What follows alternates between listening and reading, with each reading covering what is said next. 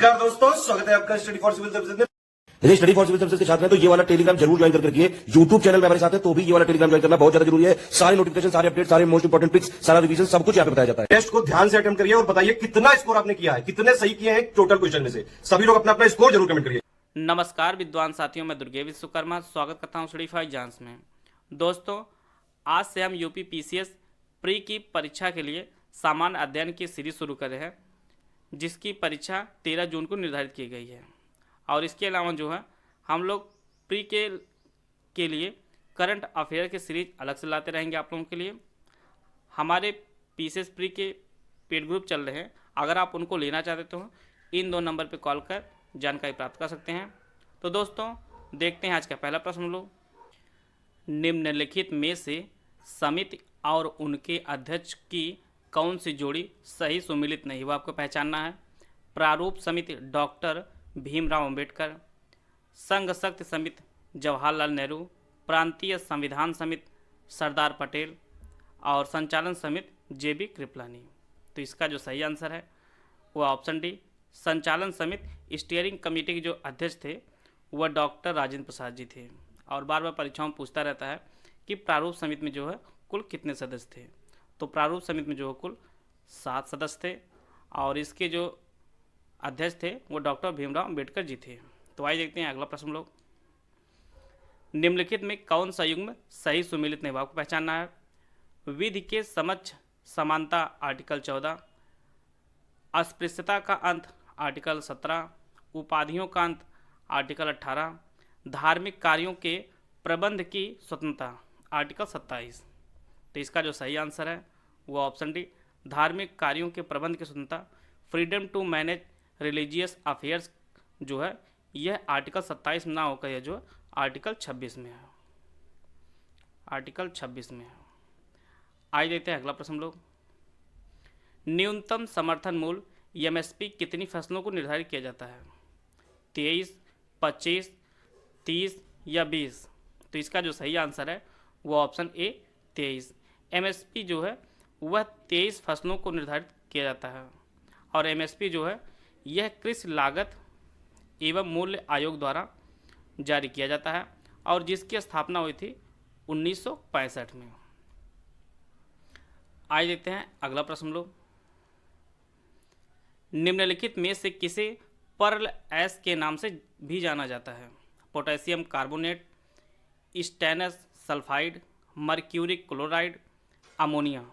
तो इसका जो सही आंसर है वो ऑप्शन ए, पोटेशियम क्लोराइड को जो है पर्ल एस के नाम से भी जाना जाता है, जिसका रासायनिक सूत्र जो होता है वह K2CO3 होता है। आइए देखते हैं अगला प्रश्न हम लोग। हाल ही में सागर कवच सुरक्षा अभ्यास किस राज्य में शुरू हुआ, हरियाणा, ओडिशा, महाराष्ट्र, राजस्थान। तो इसका जो सही आंसर है वह ऑप्शन ए, ओडिशा में। सागर कवच सुरक्षा अभ्यास जो है यह ओडिशा के पारादीप तट पर हुआ है, पारादीप तट पर हुआ है और यह जो है अभ्यास 2 दिनों तक चला है। और यह जो है ओडिशा और पश्चिम बंगाल के सहयोग से यह अभ्यास हुआ है। और इस अभ्यास का जो उद्देश्य है यह 26/11 जैसी हमला जो है अब भारत पे ना हो सके, उसको रोकने के लिए जो है यह सागर कवच अभ्यास किया गया है। आइए देखते हैं अगला प्रश्न लोग। कांग्रेस के किस अधिवेशन में स्वदेशी का प्रस्ताव पारित किया गया था, कलकत्ता अधिवेशन 1906, सूरत अधिवेशन 1907, बनारस अधिवेशन 1905 या मद्रास अधिवेशन 1908। तो इसका जो सही आंसर है वो ऑप्शन ए, कलकत्ता अधिवेशन 1906 में जो है स्वदेशी का प्रस्ताव पारित किया गया था कांग्रेस के अधिवेशन में। और इस अधिवेशन जो अध्यक्ष थे वह दादा भाई नौरोजी थे, दादा भाई नौरोजी थे। और सूरत अधिवेशन 1907 और मद्रास अधिवेशन 1908 के जो अध्यक्ष थे वह रास बिहारी बोस थे। और सूरत अधिवेशन 1907 में ही जो है कांग्रेस 2 गुटों में बढ़ जाता है, गरम दल और नरम दल। और बनारस अधिवेशन जो है यह 1905 में हुआ था और इसके जो अध्यक्ष थे यह गोपाल कृष्ण गोखले थे। और बात करते हैं सूरत की, तो सूरत जो है यह नर्मदा नदी के तट पर स्थित है। कलकत्ता जो है यह हुगली नदी पर तट पर स्थित है, और बनारस जो है यह गंगा नदी के तट पर स्थित है। आइए देखते हैं हम लोग अगला प्रश्न हम लोग। शिवाजी का छत्रपति के रूप में औपचारिक राज्याभिषेक कहाँ पर हुआ था? सिवनेर, रायगढ़, बीजापुर, जयपुर। तो इसका जो सही आंसर है वह ऑप्शन बी रायगढ़। शिवाजी का छत्रपति के रूप में औपचारिक राज्याभिषेक जो है वह रायगढ़ में हुआ था, और यह जो है 1674 में हुआ था। और इनका जो राज्याभिषेक है वह काशी के एक पंडित थे गंगा भट्ट, इन्होंने जो है इनका राज्याभिषेक किया था। शिवाजी ने मुगलों से एक संधि की थी और पुरंदर संधि की थी। उन्होंने बार बार परीक्षाओं में पूछता रहता है कि मुगलों को शिवाजी ने कितने किले दिए थे। तो शिवाजी ने जो है मुगलों को 23 किले दिए थे पुरंदर संधि में। आइए देखते हैं अगला प्रश्न लोग। भारत में अंग्रेजों ने 1613 ईस्वी में अपनी पहली फैक्ट्री सूरत में स्थापित की थी। डचों ने बंगाल में पहली कंपनी 1627 में कहाँ पर स्थापित की थी? आसनसोल में, बरानगर में, पीपली में या चिंसुरा में? तो इसका जो सही आंसर है वो ऑप्शन सी पीपली में। डचों ने बंगाल में पहली कंपनी जो है 1627 ईस्वी में पीपली में स्थापित की थी। आइए देखते हैं अगला प्रश्न लोग। 1919 का अधिनियम भारतीयों के लिए बेड़ियों का नया जाल था। यह कथन किससे संबंधित है? जवाहरलाल नेहरू से, सुभाष चंद्र बोस से, महात्मा गांधी से या वीडी सावरकर से? तो यह जो है कथन यह सुभाष चंद्र बोस से संबंधित है। अभी हाल ही में 23 जून को सुभाष चंद्र बोस के जन्मदिवस पर जो है पराक्रम दिवस मनाने की घोषणा हुई है। आप लोग कमेंट बॉक्स बताइए कि सुभाष चंद्र बोस का जन्म कब हुआ था। आइए देखते हैं अगला प्रश्न लोग। 15 अगस्त 1906 को राष्ट्रीय शिक्षा परिषद की स्थापना किसके द्वारा की गई थी? JS मिल के द्वारा, दादा भाई नौरोजी के द्वारा, राजा राम मोहन राय के द्वारा या गुरुदास बनर्जी के द्वारा? तो इसका जो सही आंसर है वह ऑप्शन डी गुरुदास बनर्जी ने जो है राष्ट्रीय शिक्षा परिषद की स्थापना जो है 15 अगस्त 1906 में की थी। आज देते हैं अगला प्रश्न लोग। हाल ही में किस राज्य में स्थित कोट्टूर हाथी पुनर्वास केंद्र को इंटरनेशनल स्टैंडर्ड का सबसे बड़ा हाथी केयर सेंटर बनाया जाएगा? महाराष्ट्र में, मणिपुर में, केरल में, पंजाब में? तो इसका जो सही आंसर है वह ऑप्शन सी केरल में। केरल में जो है दुनिया का सबसे बड़ा हाथी केयर सेंटर बनाया जाएगा और इसकी जो कुल जो खर्चा होगा वह 108 करोड़ रुपए होगा और यह जो है कुल 176 एकड़ में बनेगा। आइए देते हैं अगला प्रश्न लोग। शिशिर कुमार घोष ने अमृत बाजार पत्रिका की स्थापना कलकत्ता में किस वर्ष में की थी? 1862 में, 1868 में, 1879 में, 1880 में? तो इसका जो सही आंसर है वह ऑप्शन बी 1868 में जो है शिशिर कुमार घोष ने अमृत बाजार पत्रिका की स्थापना कलकत्ता में की थी और शुरुआत में जो है यह पत्रिका जो है बंगाली भाषा में थी। बाद में जो है 1878 में जो है 1878 से जो है यह अंग्रेजी में प्रकाशित होनी शुरू हुई।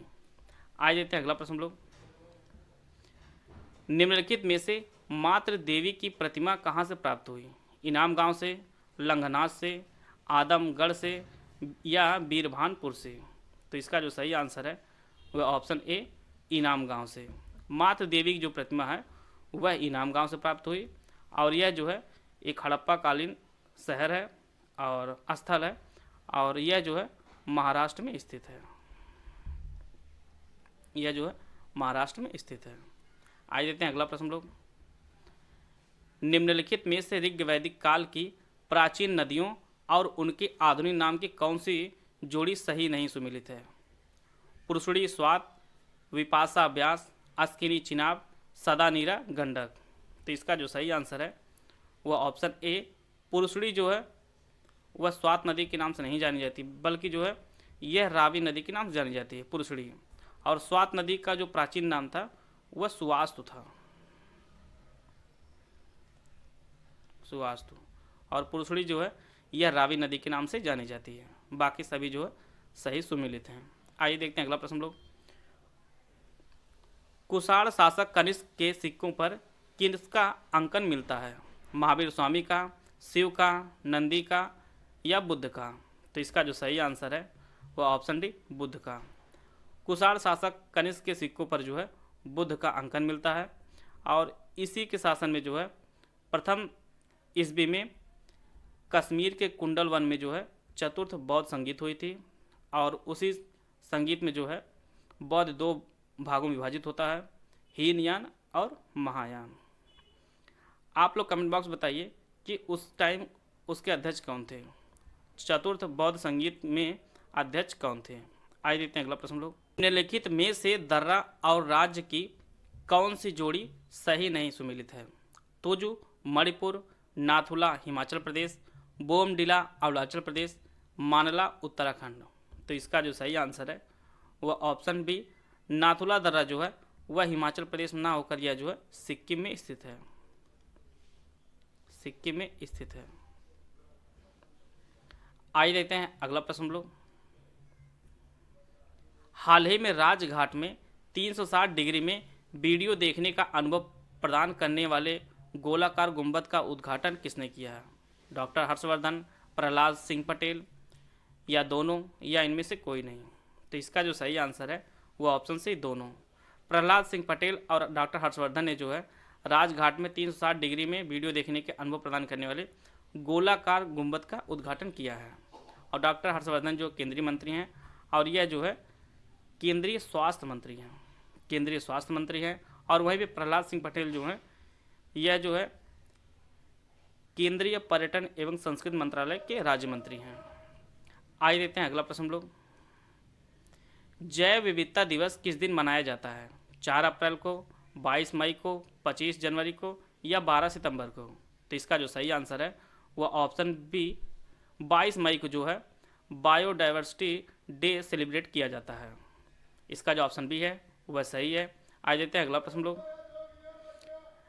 निम्नलिखित में से कौन सी क्रांति एवं संबंधित क्षेत्र का सुमेलन सही नहीं है? सुनहरी क्रांति फल एवं सब्जी उत्पादन, काली क्रांति पेट्रोलियम उत्पादन, भूरी क्रांति कोयला उत्पादन या गोल क्रांति आलू उत्पादन। तो इसका जो सही आंसर है वह ऑप्शन सी भूरी क्रांति जो है वह कोयला उत्पादन से नहीं संबंधित है, बल्कि यह जो है उर्वरक उत्पादन से संबंधित है, उर्वरक उत्पादन से संबंधित है। ब्राउन रिवोल्यूशन जो है वह जो है कोल प्रोडक्शन से नहीं संबंधित है। आज देखते हैं अगला प्रश्न लोग।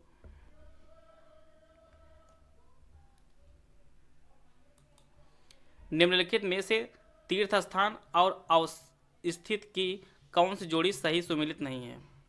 पुष्कर राजस्थान, श्री सैलम आंध्र प्रदेश, ओंकारेश्वर मध्य प्रदेश, हेमकुंड साहिब पंजाब।